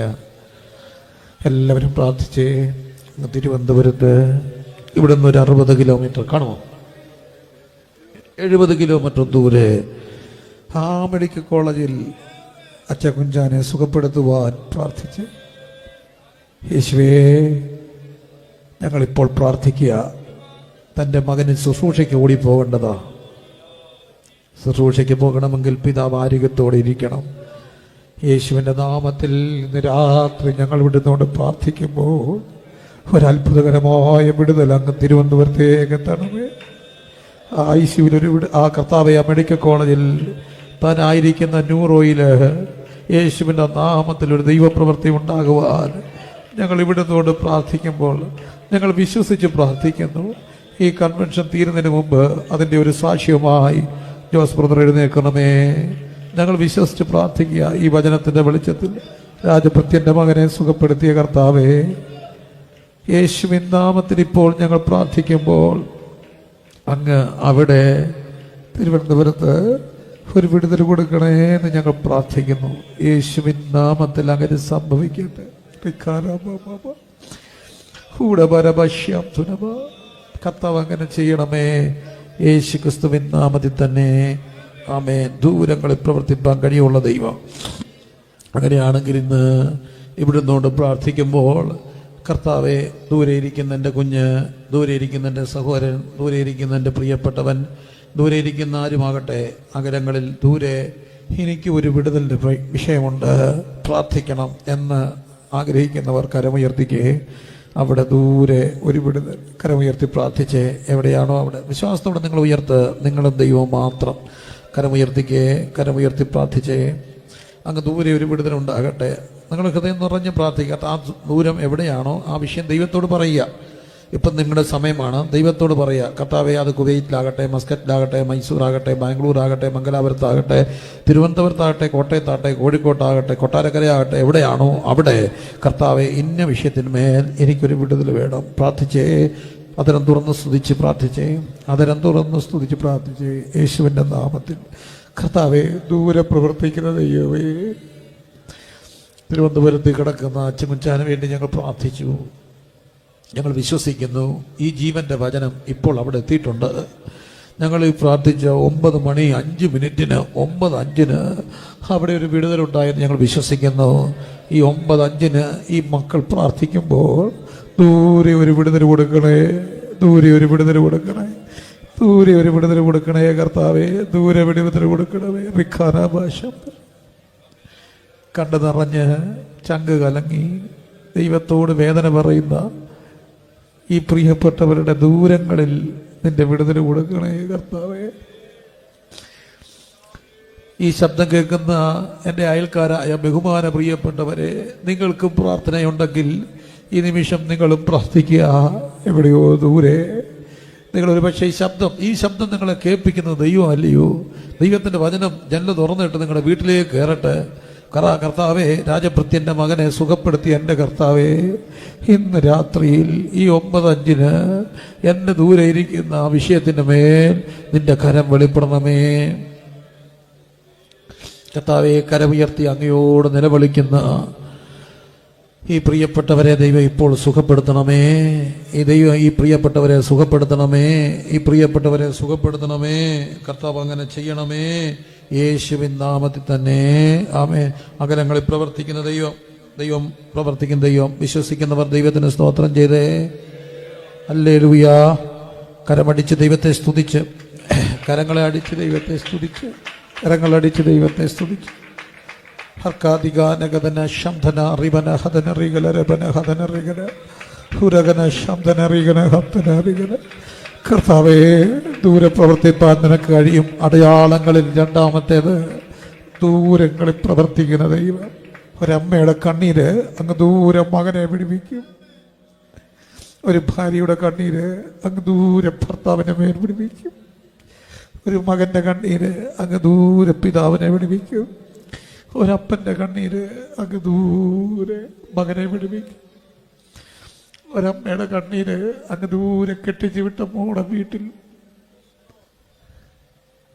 വിടുതലാകും.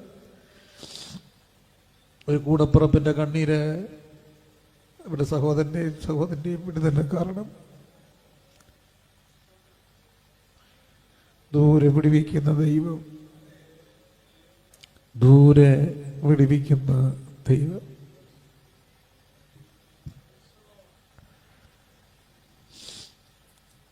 കണ്ണീരെല്ലാം തുടയ്ക്കും, കൺമണി പോലെ കാക്കും. കണ്ണീരെല്ലാം തുടയ്ക്കും, കൺമണി പോലെ കാക്കും.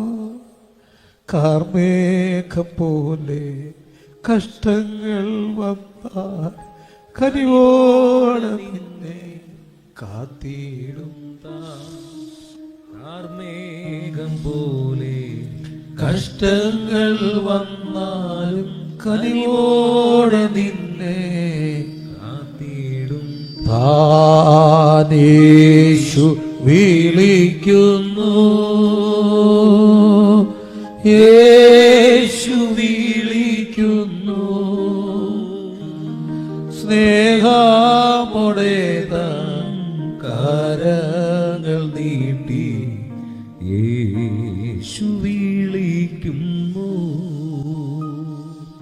സ്നേഹമോടെ തൻ കരങ്ങൾ നീട്ടി യേശു വിളിക്കുന്നു.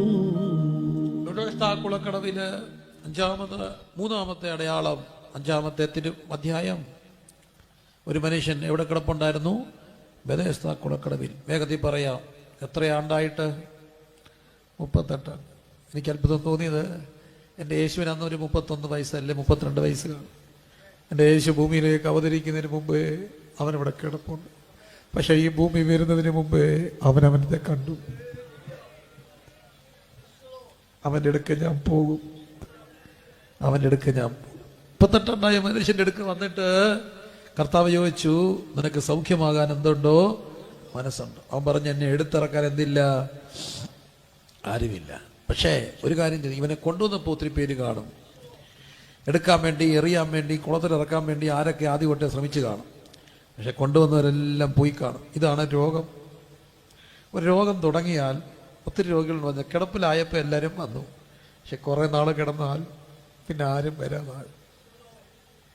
പിന്നെ അവസാനം നമ്മളെന്തെങ്കിലും പറയും, അയ്യോ അയാൾ ചത്തില്ലായിരുന്നു, ഇപ്പോഴും ഉണ്ടായിരുന്നു. കുറേ കഴിയുമ്പോൾ എല്ലാവരും മറക്കും, ബന്ധുക്കൾ വരാതാകും. ആദ്യമൊക്കെ എല്ലാവരും പൈസ കൊടുക്കുകയും സഹായിക്കുകയും ചെയ്യും. പിന്നെ പുതിയ വിഷയം ഉണ്ടാകുമ്പോൾ അതിൻ്റെ പുറകെ ആരെയും കുറ്റം പറഞ്ഞിട്ട് കാര്യമില്ല. പക്ഷെ എല്ലാവരും വരാതാകുമ്പോൾ വരുന്ന ഒരുവരും, എല്ലാ വരവും നിൽക്കുമ്പോൾ വരുന്ന ഒരുവൻ യേശു. എല്ലാ വരവും നിൽക്കുമ്പോൾ, എല്ലാവരും വരാതാകുമ്പോഴാണ് എൻ്റെ കർത്താവ് വരുന്നത്. എന്നെ ഇറക്കാൻ എന്തില്ല? ആരുമില്ല. എൻ്റെ യേശുവിൻ്റെ പ്രത്യേകത, ആരുമില്ലാത്തവന് അവനെല്ലാമാണ്. യേശുവിനെ കൂടുതലായിട്ട് അറിയുന്നത് എപ്പോഴാണെന്നറിയാമോ? അതുകൊണ്ടൊക്കെ ആയിരിക്കും പാടുന്നത്, ആരുമില്ലാതെ ഏകരാകുമ്പോൾ. അതിലൊക്കെ ഇഷ്ടപ്പെട്ടൊരു പാട്ടുണ്ട്, ആരുമില്ല നീ ഒഴികെ ചാരുവാനൊരാൾ. ആരുമില്ലാതാകുമ്പോൾ യേശു നടന്നു വരും. എന്നെ ഇറക്കാനെന്തില്ല? ആരുമില്ല, ആരുമില്ല നീ ഒഴികെ ചാരുവാനൊരാ പാരിലൻ. അറിയാമെങ്കിൽ ഒന്ന് പാടിക്കേ. ആരുമില്ല നീ ഒഴികെ ചാരുവാനൊരാൾ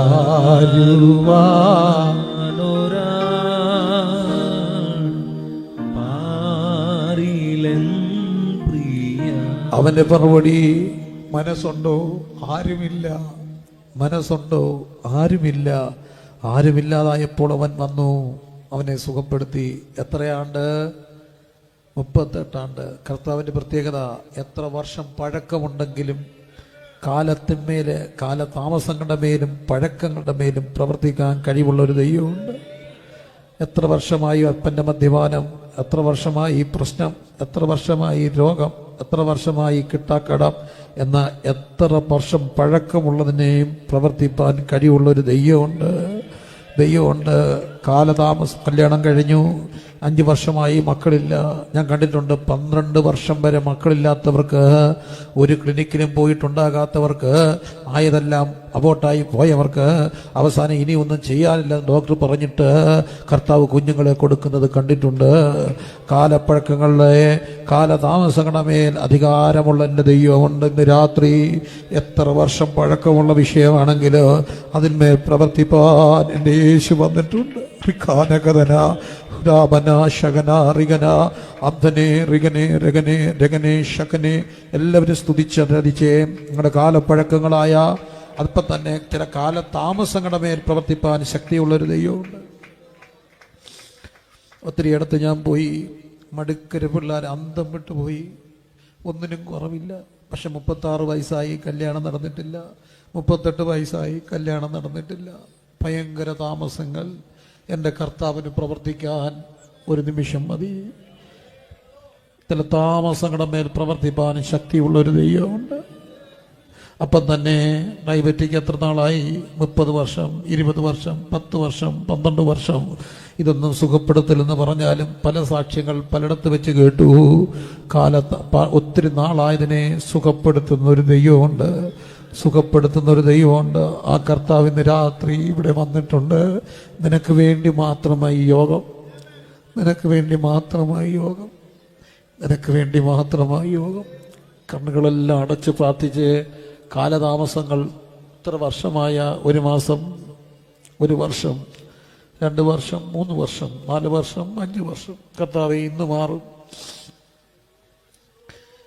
എന്നോട് ഒത്തിരി മക്കൾ ചോദിച്ചു, കല്യാണം കഴിഞ്ഞു ശരിയാകുന്നില്ല, വീട്ടിൽ പ്രശ്നം. മക്കളെ ശരിയാകും എൻ്റെ പൊന്നച്ചാച്ച.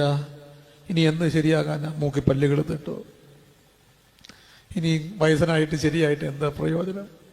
ഞാൻ ആ കൊച്ചുങ്ങളോട് പറഞ്ഞു, നിന്റെ പിൽക്കാലം മറന്നു പോകുന്നത് പോലെ നിന്റെ പിൽക്കാലത്തേക്കാൾ നല്ലൊരു മാന്യത തരുവാൻ ദൈവത്തിന് കഴിയും.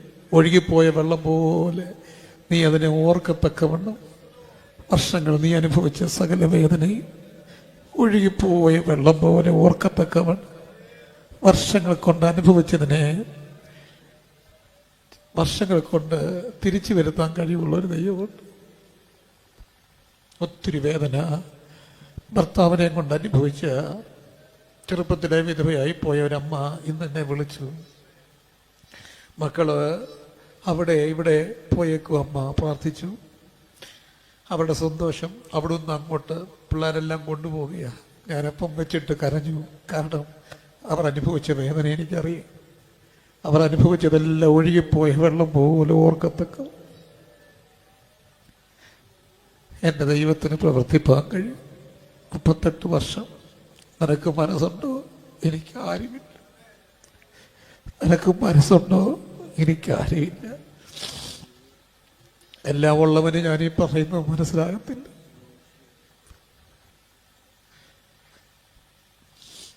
കാലതാമസങ്ങളുടെ മേൽ പ്രവർത്തിക്കുന്ന ദൈവം, ആ ദൈവം ഇന്ന് രാത്രി ഇവിടെ വന്നിട്ടുണ്ട്. എന്തിന്? നിനക്ക് വേണ്ടി മാത്രം. പ്രാർത്ഥിച്ചേ. ഇത്ര വർഷമായ രോഗങ്ങളെ എല്ലാം ദൈവകരങ്ങളിലേക്ക് ഏൽപ്പിച്ചേ. എനിക്കും അതൊരു വെളിപ്പാടായിരുന്നു. വർഷങ്ങൾ പഴക്കമുള്ള രോഗങ്ങളെ സുഖപ്പെടുത്താൻ കഴിവുള്ള ദൈവം, വർഷങ്ങളായി വേദന തരുന്ന നിന്റെ കുഞ്ഞിൻ്റെ കുടുംബജീവിതത്തെ പണിയാൻ കഴിവുള്ള ദൈവം. നമ്മൾ പലതും അങ്ങ് അംഗീകരിച്ചിട്ട് പറഞ്ഞു ഇതെൻ്റെ വിധിയാ. എന്നാൽ നിന്റെ വിധികളെ മാറ്റുന്ന ദൈവമുണ്ട്. ദൈവം തന്റെ ജനത്തിന്റെ സ്ഥിതി മാറ്റുന്ന ദൈവം. നിന്റെ വിധി ഇതാണെന്ന് നീ പറയരുത്. നിന്റെ വിധിയെ മാറ്റാൻ എൻ്റെ ദൈവം പറ്റും. സ്തോത്രം, സ്തോത്രം, സ്തോത്രം, സ്തോത്രം. ദൈവം തന്റെ ജനത്തിന്റെ സ്ഥിതി മാറ്റുമ്പോൾ യാക്കോബ് സന്തോഷിക്കും, ഇസ്രായേൽ ആനന്ദിക്കും. ഇന്ന് രാത്രി പല വർഷങ്ങളായ പ്രതിസന്ധികളെ മാറ്റുന്ന ദൈവം വന്നിട്ടുണ്ട്. ഇതാണ് എൻ്റെ വിധി കർത്താവേ. എല്ലാവരും പഠിച്ചു, അവർക്കെല്ലാം എല്ലാം ഉണ്ട്, എല്ലാവർക്കും എല്ലാം ഉണ്ട്. പക്ഷെ എനിക്ക് മാത്രം ഒന്നുമില്ല. ഇത്ര വർഷമായി ഇതെൻ്റെ വിധിയാ. പക്ഷെ നിന്റെ വിധിയെ മാറ്റാൻ യേശു വന്നിട്ടുണ്ട്. എൻ്റെ വിധിയെ മാറ്റാൻ കർത്താവ് വന്നിട്ടുണ്ട്. നീ വിധിയെ പഠിച്ച് ജീവിക്കാൻ വിളിക്കപ്പെട്ടവനല്ല. പിശാച് നിന്നോട് വന്ന് പറയുക ഇതാണ് നിന്റെ വിധി എന്ന കർത്താവ് പറയുന്നത്. നിന്റെ വിധിയെ മാറ്റും, നിന്റെ സ്ഥിതിയെ മാറ്റും. പ്രാർത്ഥിക്കാൻ പോവുകയാണ്. ഈ പ്രിയപ്പെട്ടവരുടെ പ്രാർത്ഥന കൊണ്ടോ ആയിരിക്കണം 100%. അപ്പം തന്നെ ഞാൻ പല ദിവസങ്ങളിൽ കടന്നുപോയ പലവിധമായ വിഷമങ്ങൾ എൻ്റേത് മാത്രമല്ല. എനിക്കങ്ങനെ വലിയ പ്രശ്നങ്ങളൊന്നുമില്ല. എന്നാലും ഞാനൊരു പാസ്റ്ററാണ്. 100 കണക്കിന് കുടുംബങ്ങളുടെ വേദന എൻ്റെ അകത്തുണ്ട്. അവർക്ക് വേണ്ടിയൊക്കെ പ്രാർത്ഥിക്കുമ്പോൾ കർത്താവിൻ്റെ ഹൃദയത്തിൽ തന്ന ചിന്തകളെ ഞാൻ നിങ്ങൾക്ക് ഇന്ന് പങ്കുവെക്കുമ്പോൾ ആരുമില്ലാതിരിക്കുമ്പോൾ വരുന്നൊരു ദൈവം വന്നിട്ടുണ്ട്. അവനെ നമുക്ക് സ്തുതിക്കാം. അവൻ പറയുന്നു, എത്ര വർഷമായാലും എനിക്ക് വിഷയമല്ല. അവിടുന്ന് വന്നത് ഇത്ര വർഷമായെന്ന് ചോദിക്കാനല്ല. അവൻ കുതിച്ച് ചാടി, നൃത്തം പാടി, തുള്ളിച്ചാടി പോകത്തക്കവണ്ണം യേശുവിനെ കാട്ടിലും പ്രായം മൂത്ത അവൻ്റെ രോഗത്തെ ഭൂമി വന്നപ്പോൾ ജഡാവതാരമെടുത്തപ്പോൾ സുഖപ്പെടുത്തി എൻ്റെ ദൈവം ഇന്ന് രാത്രി വന്നിട്ടുണ്ടല്ലോ. കർത്താവിനോട് പ്രാർത്ഥിച്ചേ, കരമുയർത്തി പ്രാർത്ഥിച്ചേ. കരങ്ങളുയർത്തി പ്രാർത്ഥിക്കാവുന്നവരൊക്കെ കരമുയർത്തി പ്രാർത്ഥിച്ച്, ഇരുകരങ്ങൾ ഉയർന്നിരിക്കട്ടെ. ഒക്കെ ഇരുകരങ്ങൾ ഉയർത്തി ഒന്ന് പ്രാർത്ഥിച്ച്. നിങ്ങൾ മാത്രം, ദൈവം നിങ്ങൾ മാത്രം, ദൈവം നിങ്ങൾ മാത്രം. കരമുയർത്തി പ്രാർത്ഥിച്ചേ, കരമുയർത്തി പ്രാർത്ഥിച്ചേ, ചങ്ക് തുറന്ന് പ്രാർത്ഥിച്ചേ. ആരെയും ശ്രദ്ധിക്കരുത്. ഞാൻ അതുകൊണ്ടാണ് ഫേസ് ചെയ്ത് TV ഇങ്ങോട്ട് വെക്കാൻ പറഞ്ഞത്. ബുദ്ധിമുട്ടുണ്ടായിട്ടല്ല കേട്ടോ. അവർ ചങ്ക് തുറക്കാൻ അവർക്ക് പാട് വരും. കാരണം എനിക്കറിയാം. ചങ്ക് തുറന്ന് പ്രാർത്ഥിച്ചു, ചങ്ക് തുറന്ന് പ്രാർത്ഥിച്ചു. നമ്മുടെ കണ്ണീര് തമ്പുരാൻ മാത്രം കണ്ടാൽ പോരെ, തമ്പുരാൻ മാത്രം കണ്ടാൽ പോരെ. ചങ്ക് തുറന്ന് പ്രാർത്ഥിച്ച്, ചങ്ക് തുറന്ന് പ്രാർത്ഥിച്ചു. പക്ഷെ എന്നോട് കർത്താവ് വീണ്ടും പറയുന്നു, ഒരു കുഞ്ഞിനെ, ഒരു പെൺകുഞ്ഞിനെ ദൈവം ഇതിനകത്ത് സ്പർശിക്കുന്നുണ്ട്. അവിടെ ഏതോ ഒരു വലിയ മനപ്രയാസം ഇന്ന് ഉരുണ്ട് മാറുകയാണ്. ആരുമില്ലാതെ വരുമ്പോൾ വരുന്ന ദൈവം, എല്ലാവരും മാറുമ്പോൾ വരുന്ന ദൈവം, കാലതാമസങ്ങളെ മാറ്റുന്ന ദൈവം, കാലപ്പഴക്കങ്ങളെ സുഖപ്പെടുത്തുന്ന ദൈവം യേശു. അവിടുത്തെ പേര് യേശു, യേശു.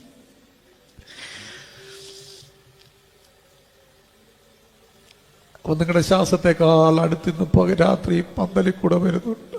2-3 പേർ എൻ്റെ നാമത്തിൽ എവിടെ കൂടിയാലും അവരുടെ നടുവിൽ വരുമെന്ന് പറഞ്ഞ യേശു ഇന്ന് രാത്രി പന്തലിലൂടെ നടക്കുക. തൊട്ടോ കർത്താവിനെ, അവനെ വിളുമ്പി തൊട്ട സൗഖ്യമാ. എനിക്ക് കർത്താവിന്റെ സാന്നിധ്യം ഇതിനകത്ത്